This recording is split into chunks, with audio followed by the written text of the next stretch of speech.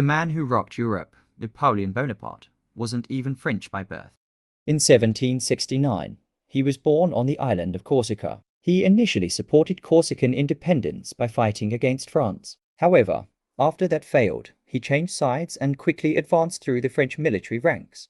Napoleon's ambition was so great that he crowned himself Emperor of France at the age of 35. The worst part is that he prevented the Pope from doing it. He demonstrated to the world that he bowed to no one by literally taking the crown and placing it on his own head.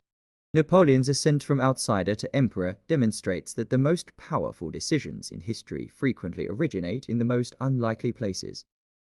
Napoleon Bonaparte's unusually short stature is one of the most persistent myths about him.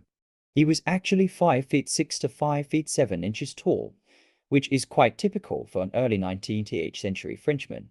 So why do we think he's small? There are two sources of the confusion.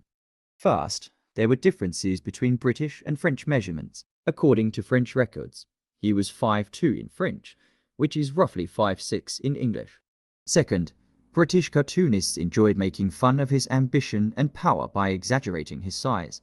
Thus, it is evident that Napoleon was not at all short. The notion of a Napoleon complex is a product of centuries of misinformation and propaganda rather than his actual stature.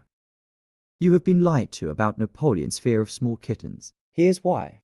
The great conqueror Napoleon Bonaparte was reportedly terrified of small kittens, according to history books.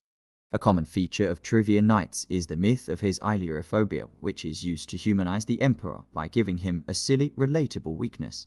Nevertheless, there is no modern proof that Napoleon was afraid of cats. This so-called fact most likely came from British propaganda or a miscommunication with Napoleon III, his nephew, who didn't like them.